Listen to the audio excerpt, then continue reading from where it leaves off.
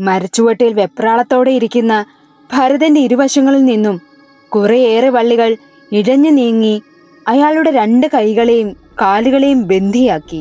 നിമിഷ നേരം കൊണ്ട് എവിടുന്നോ ഒരു കൂട്ടം പുഴുക്കളും പ്രാണികളും ഭരതന്റെ ശരീരത്തിലേക്ക് ഇരച്ചു കയറി.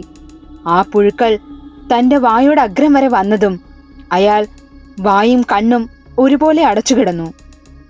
പക്ഷേ ഒട്ടും പ്രതീക്ഷിക്കാതെ മൂക്കിലൂടെയും തന്റെ ചെവിയിലൂടെയും പുഴുക്കളും പ്രാണികളും ഇഴഞ്ഞു കയറിയതും ഭരതൻ അലറിക്കരഞ്ഞു.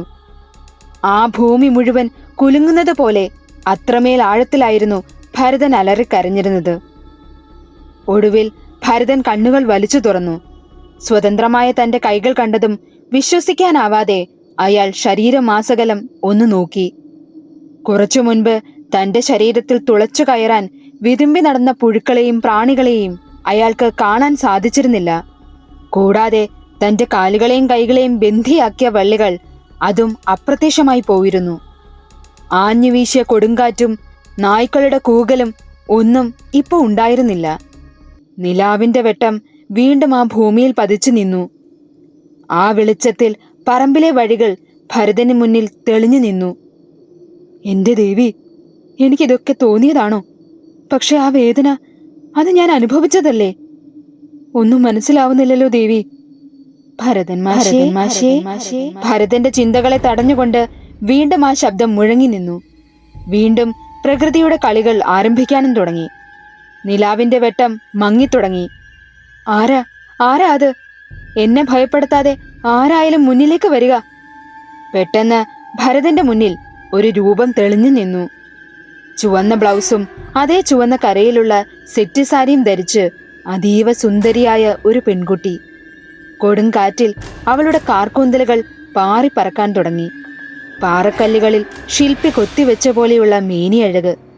ചുവന്ന ചുണ്ടിൽ മാധുര്യമാർന്ന ചിരി വിടരുമ്പോൾ മുത്തുമണികൾ പോലെ അവളുടെ പല്ലുകൾ തിളങ്ങി നിന്നു. താമരക്കുളത്തിലെ ചെറിയ മീനുകളെപ്പോലെ അവളുടെ കൃഷ്ണമണികൾ ചലിച്ചുകൊണ്ടേയിരുന്നു. താമര ഇതളുകളെക്കാൾ ഏറെ മനോഹരമായ കണ്ണുകൾ. ആ സൗന്ദര്യത്തിൽ വീണുപോകാത്തതായി ആരുമുണ്ടാവില്ല. അത്രയും സുന്ദരിയായ ഒരു പെൺകുട്ടി. ആ രൂപം ഭരതന്റെ മനസ്സിനെ മുറിവേൽപ്പിച്ചിരുന്നു. അയാളുടെ കണ്ണുകൾ ഭയം കൊണ്ട് മൂടപ്പെട്ടു. അനു, ഹിമേ. അർജുന്റെ ശബ്ദത്തിൽ മുത്തശ്ശിയുടെ കഥ കേട്ടിരുന്നവരെല്ലാം നിരാശയോടെ അർജുനെ നോക്കി. ആഹാ, എല്ലാം ഇവിടെ ഉണ്ടായിരുന്നോ? ആർക്കും ഉറങ്ങണ്ടേ? സമയം എന്തായെന്ന് വല്ല ബോധവുമുണ്ടോ? നശിപ്പിച്ചല്ലോ അച്ഛാ. ആ ഫ്ലോ എങ്ങ് കളഞ്ഞില്ലേ? അച്ഛൻ പൊക്കോ, ഞങ്ങൾ പിന്നെ വരാം. ബാക്കി കഥ കൂടി കേൾക്കട്ടെ. അത് കൊള്ളാം. ബാക്കി കഥയൊക്കെ നാളെ കേൾക്കാം.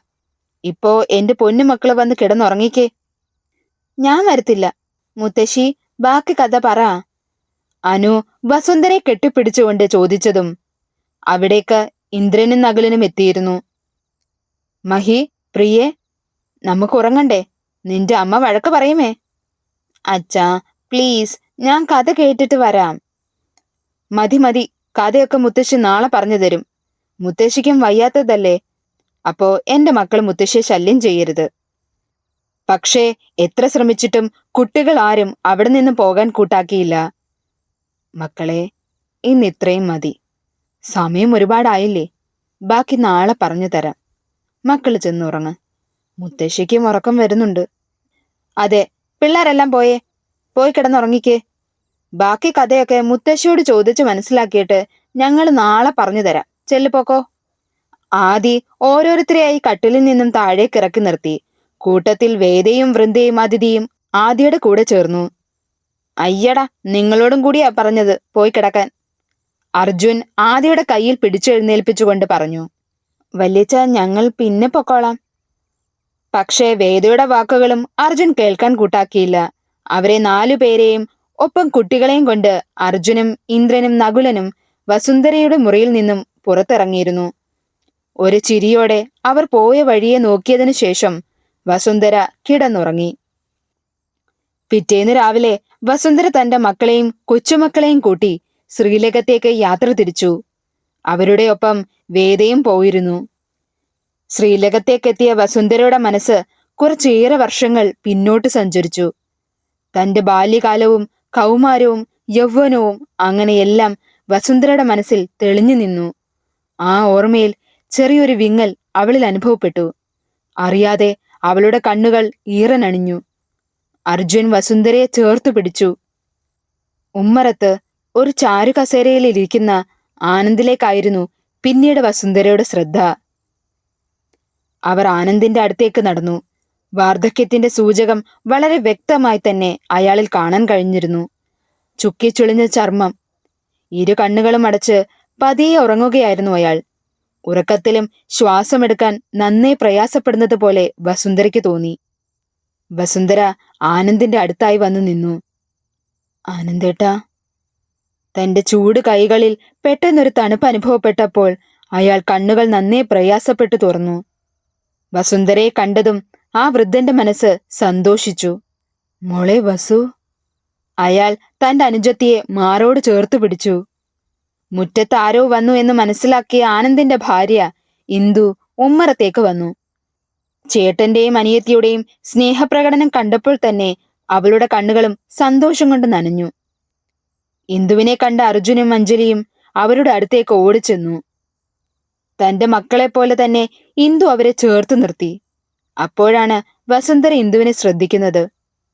വസുന്ധര തന്റെ ഏട്ടന്റെ അരികിൽ നിന്നും ഇന്ദുവിന്റെ അടുത്തേക്ക് ഓടിച്ചെന്നു. വസു മോളെ, നിനക്ക് സുഖം തന്നെയല്ലേ? അതെ ഏട്ടത്തിക്കോ? സുഖം. ആനന്ദിന്റെ ശ്രദ്ധ പെട്ടെന്ന് വേദയിലേക്ക് തിരിഞ്ഞു. മോളെ വസു, ഇത്... വേദയിലേക്ക് കൈ ചൂണ്ടിക്കൊണ്ട് ആനന്ദ് ചോദിച്ചു. ഏട്ടാ, അത് രുദ്രന്റെ മകളാ, വേദാൻഷി. വേദയുടെ പേര് കേട്ടപ്പോൾ അറിയാതെ അയാളുടെ കണ്ണുകൾ നിറഞ്ഞു തുളുമ്പി. അയാൾ വേദയുടെ നെറുകയിൽ തലോടി.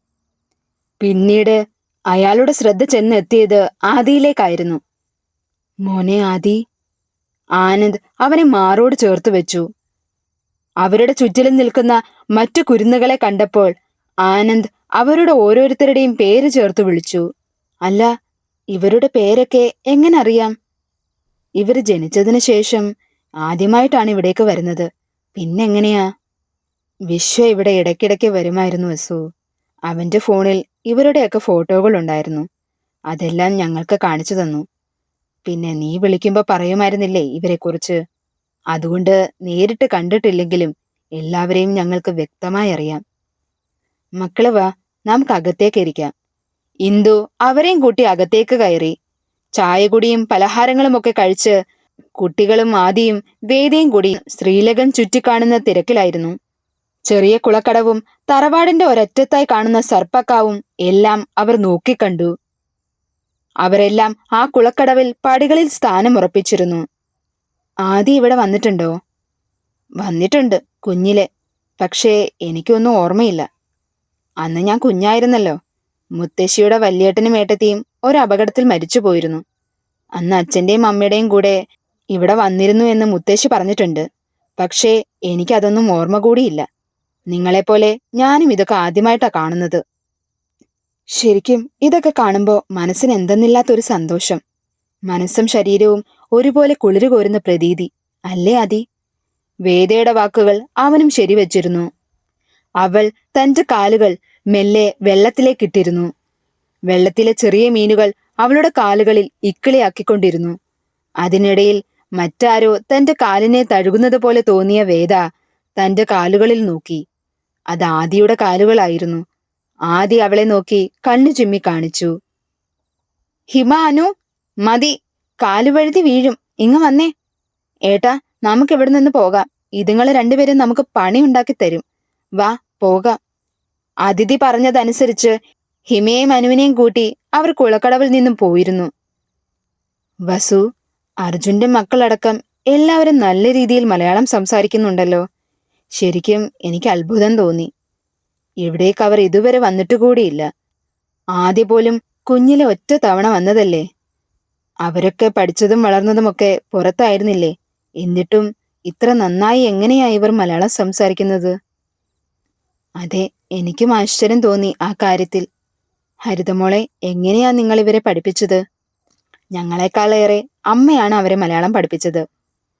അവർക്ക് മലയാളം എഴുതാനും വായിക്കാനും ഒക്കെ അറിയാം. അതിന്റെ ഫുൾ ക്രെഡിറ്റും അമ്മയ്ക്കാ. അതെ, ഹരിത പറഞ്ഞതുപോലെ അമ്മയാ കുട്ടികളെ മലയാളം പഠിപ്പിച്ചത് അമ്മായി. ആദിയും അതിഥിയും ജനിച്ചു കുറച്ചു വർഷങ്ങൾ കഴിഞ്ഞല്ലേ ഹിമയും അനുവും ജനിച്ചത്. ഞങ്ങൾ ഒരുമിച്ചായിരുന്നല്ലോ താമസിച്ചത്. ഞങ്ങൾ മാത്രമല്ല, രുദ്രേട്ടനും ഉണ്ടായിരുന്നല്ലോ.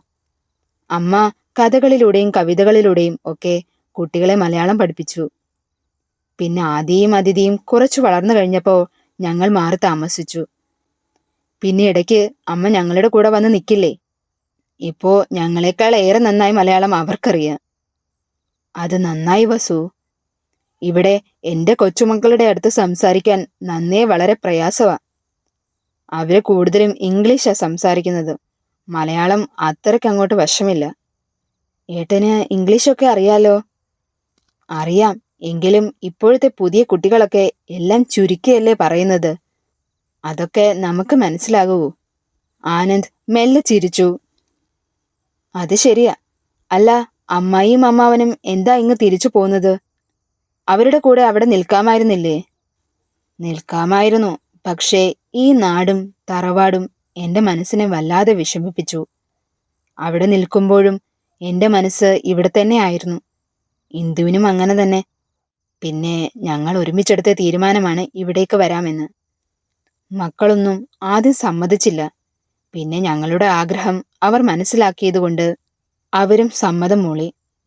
ഇവിടെ വന്നപ്പോഴാണ് മോനെ എനിക്ക് സമാധാനമായത്. ആനന്ദ് അർജുന്റെ കൈകളിൽ മുറുകി പിടിച്ചു.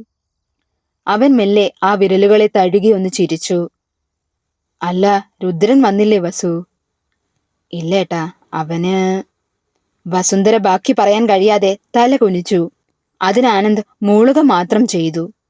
പിന്നീട് വിശേഷങ്ങളൊക്കെ പങ്കുവെച്ച് അവർ അങ്ങനെയിരുന്നു. ഉച്ചയൂണ് കഴിഞ്ഞ് അവർ ശ്രീലകത്തു നിന്നും ഇറങ്ങാൻ തുടങ്ങി. ഏട്ടാ, വിശ്വന്റെ വിവാഹത്തിന് വരില്ലേ നിങ്ങൾ? ഞാൻ വരാതിരിക്കുവോ വസു? അവൻ ഞങ്ങളുടെയും കൂടി മകനല്ലേ. അങ്ങനെ യാത്രയൊക്കെ പറഞ്ഞ് അവർ ദ്വാരകയിലേക്ക് യാത്ര തിരിച്ചു. ദ്വാരകയിലെത്തിയതും ശ്രീലകത്തെ വിശേഷങ്ങൾ തിരക്കുകയായിരുന്നു മറ്റുള്ളവർ. മഹിയും അനുവും അവിടെ കണ്ട കാഴ്ചകൾ തന്റെ കൂട്ടുകാരോടും വിവരിച്ചു. അങ്ങനെ നേരം ഇരുട്ടി തുടങ്ങി. അത്താഴമൊക്കെ കഴിച്ചു കഴിഞ്ഞ് കുട്ടികളും ഒപ്പം ആദിയും വേദയും വൃന്ദയും വസുന്ധരയുടെ മുറി ലക്ഷ്യം വെച്ചു നടന്നു. എല്ലാവരെയും കണ്ടപ്പോൾ തന്നെ വസുന്ധരയ്ക്ക് കാര്യം പിടികിട്ടി. ബാക്കി കഥ കേൾക്കാൻ വന്നതാണോ എല്ലാം കൂടി? അതേ എന്ന ഭാവത്തിൽ അവർ ഓരോരുത്തരായും മുത്തശ്ശിയുടെ കട്ടിലിൽ സ്ഥാനമുറപ്പിച്ചു. ആദി വേദയുടെ പുറകിലായി ചെന്നിരുന്നു. അവൻ അവളുടെ ഇടുപ്പിൽ ആരും അറിയാതെ ഇക്കിളിയാക്കിക്കൊണ്ടിരുന്നു. അവൾ ആദിയുടെ കാലിൽ അമർത്തി പിടിച്ചപ്പോൾ കുറച്ചു നേരത്തേക്ക് അവൻ അടങ്ങിയിരുന്നു. പിന്നെയും അത് തന്നെ ആവർത്തിച്ചു. മുത്തശ്ശി, അതാരായിരുന്നു? യക്ഷിയാണോ? മഹിയുടെ ചോദ്യത്തിന് വസുന്ധര ഒന്ന് ചിരിച്ചു. യക്ഷിയാണോ എന്ന് ചോദിച്ചാ അതെ, ഒരു ദുരാത്മാവ്. ആ യക്ഷി എങ്ങനാ മരിച്ചേ? ആ ഭരതനാണോ യക്ഷിയെ കൊന്നത്? അനു ആകാംക്ഷയോട് ചോദിച്ചു. അതൊക്കെ ഞാൻ പറയാം. അതിനു മുൻപ് ആ ദുരാത്മാവ് ആരാണെന്നറിയണ്ടേ? ഞാൻ അതാദ്യം പറയാം. മുത്തശ്ശി, ആ യക്ഷിയുടെ പേരെന്തുവാ? നിലയുടെ ചോദ്യം കേട്ടതും വസുന്ധര എന്തോ ആലോചിച്ചു. വേദാൻഷി, അതായിരുന്നു അവളുടെ പേര്. പേര് കേട്ടതും വേദയും ആദിയും ഞെട്ടി നിന്നു. ഒപ്പം മറ്റുള്ളവരും.